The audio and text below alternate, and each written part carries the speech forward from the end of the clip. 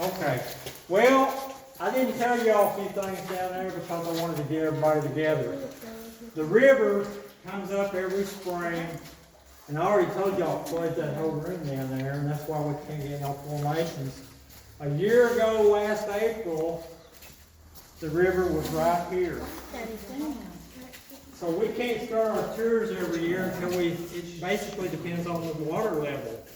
So a year ago in April, with the water right here, we had a geologist and a biologist here from the state, and they were doing water testing and checking for wildlife and things like that. So in April, all they had to do was drop the test tube down here and tap it off. May came, they did it every month. May, drop it down, June, July, August, they went to November, and the river got down to about, there's all close to them, maybe by the handrail, in between there. So they had to do a little climbing to get their final sample, and that's how high the water got a year ago. Last April, the river got to right here. It didn't ever get that high as it did the year before. We have no idea every year, from year to year, how high the water level is going to be. It depends on the water table. The story is the river, the old wives' tale is it's connected to the Mississippi. Every time the Mississippi rises, the river rises and goes down. Personally, I don't believe that no more because this year the Mississippi flooded and the river kept going down. It went down about 6 inches every week, and you see where it's at now. Last year we opened the cave up for tours for the first time in 20 years. And the Watermelon Festival, we was worried about having the water down low enough to give everybody a good tour. It was up high as the carpet is. This year you can see where the level of the water is. So we're thinking if we can go back and investigate the cave or see something we've never seen, this might be the year. But our bubble's always busted every year. A few years ago, we had some divers here. They're the ones that drew the map that's up there by the cabin.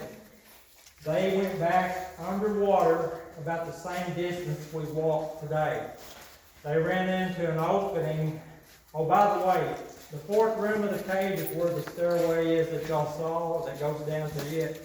The main river's in a fifth room across back that way. The divers got in that fifth room and followed the river underwater, and they ran into an opening, a wall with an opening about this big, and it was determined in order for them to go any further, they'd have to take all their scuba gear off and wiggle through that opening and then pull their gear through there.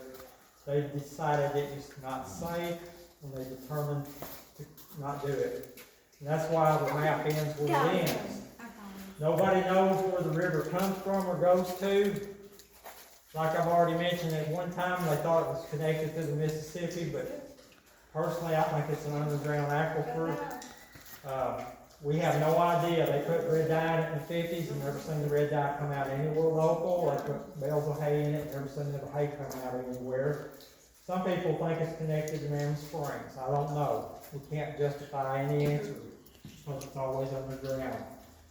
Never comes up for it, we know. Anyway, we have all kinds of stories about people going back there in boats. Back in the pipes where the city drilled the holes in the 50s, before the pipes were drilled, it's believed that you could go back and have a picnic and go back down the river in boats. The divers seen footprints underwater and old boat remains where people used to have boat explorations.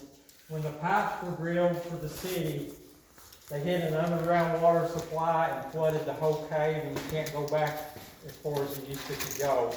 So that kind of, so in other words, if we wanted to have a big cave tour, if there wasn't no water back there, think how far back we could go. But we can't no more because of the water. If they clog those and pump it out. Yes, sir. Well, but the divers did see footprints. They even seen Coke bottles standing straight up underwater where people were used to have parties. But anyway, there's all kinds of stories. Mr. Carpenter said that he went back down the river in a boat with Prince Matlock and his wife, and they had to lay down in the boat, and they could barely see above the top of the boat because they was hitting the top of the cave, and the water had them up so high up. And they had a lot of nerve. They said when they got back and measured their rope, they'd gone over a mile back in the cave. There's all kinds of stories about people getting lost and all that. I don't know if those are all true or not. But I can tell you one thing, you gotta be a brave soul to do some of that stuff. We like to show people total darkness in the cave. Is everybody okay with that? Yes. We will turn out the lights. You will still have some sunlight. You'll have glow sticks too, you know. But anyway, we're gonna turn out the lights and let you be aware of how hard it would be to get a drink of water if you were a Native American and had to rely on a torch or a rope. And remember this, the farther back the river got, the farther they had to go back. Oh, I see, that's what it was. You can see that way sunlight, but look at the other way. Wow. See any light? Pretty dark. Thank goodness for glow sticks. Yeah. What y'all think? At this point, do y'all have any questions? Any questions? Becky, let's see, did you tell them everything? We have a question right here. Oh, yes ma'am. Why is it always so dark? Well, there's no sun down here. No sunlight. And that's what makes the earth light, okay? Yes, sir. I see there's a rock. Oh, I'm glad you asked that. I'm glad you asked that. Carpenter built that, The rock wall? or? Yeah. Well, one of the previous owners after Mr. Carpenter was gonna install lights along the edge there of the room. And apparently they built the edge, but they didn't follow up to finish it. We elected to use this kind of lights because of the river coming up every year, not knowing how high it comes up. We have to pull the lights out every year. In order to put the lights that really to be safe, it has to be waterproof and like swimming pool. We just decided this is cheaper and easier. Y'all know we gotta think of a money route, you know, money-free route. Anyway, anything else? Anybody got any questions? What's that little stack of rocks? Well, I'm glad you asked that. I have a buddy that's a mason. Anybody know about the masons? They're real secretive. If you're a mason, you don't tell nobody nothing about your meetings. It's like Illuminati type stuff. They don't say nothing. Well, he approached me and he said, me and my mason group would like to have a cave ceremony, some kind of initiation, cave initiation, or cave degree. I said, sure, just be careful and don't tear nothing up, you know. He said about 50 to 100 of them came down in here, and they stacked them rocks up like that. And there was a stack there, a stack there, a stack there, stack there, stack there, stack there. So after the ceremony was done, I came and checked things out, and I seen them stacked everywhere. I said, oh my goodness, I got to stack all them stacks. So the next time I seen him, I said, what in the world did y'all do? I said, there's rocks everywhere. He said, I can't tell you. But anyway, that was his answer. So that's what that stack of rocks is. Now there's another stack of rocks right there. Y'all see that? Oh, yeah. See that one?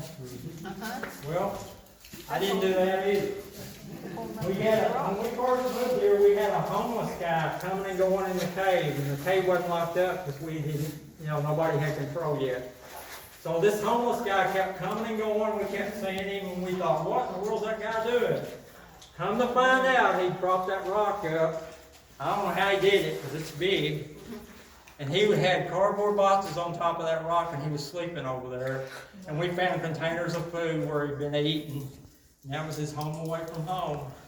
He eventually left on his own. We didn't say nothing to him because he figured since we had moved into the house, it was time to go. So, have I forgot anything else? Tell about the nuclear fallout? Is there a public access water well or spring from that somewhere? Not that we're aware of. No idea. Back in the 50s, when we were scared that Russia was gonna drop the big bomb on us, they selected several sites across the United States, and guess what? They picked this cave as one of those sites. And they were mainly doing it to pacify people and make them feel comfortable. Well, two of the things they put in here, out of all the things they put in here, they put them in metal cans for one thing. Y'all know how the government works. One of them was crackers, and one of them was water. So you know what happens to all these metal cans when this Yeah. moisture gets in them?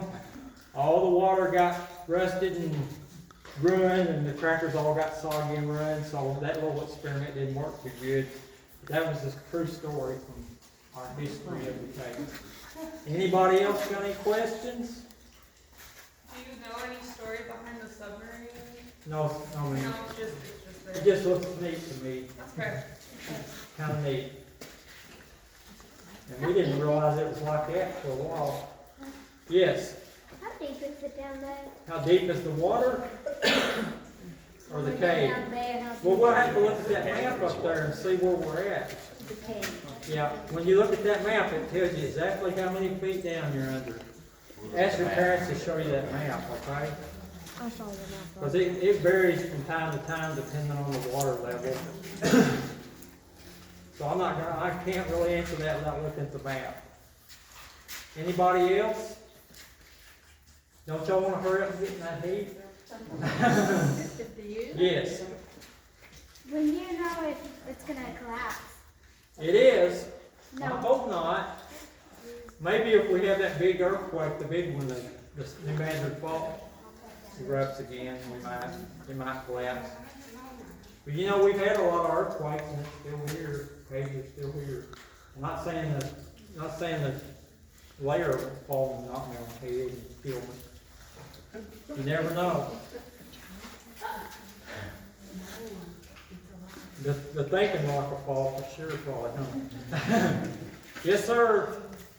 No, I thought you had a question. Well, that's about it for this part. I got some more stuff up here to tell you. Y'all ready? Good. Follow me. Hey, calm down, slow down. Slow down. Oh, did you tell them about the corridor? That one? I told half of them. Okay. Well, I'll tell them up here.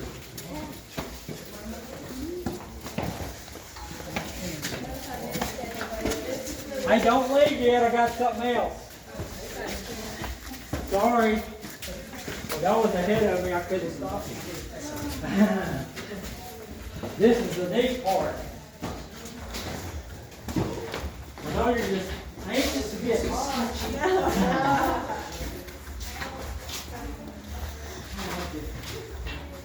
Everybody's got good leg muscles coming up these stairs.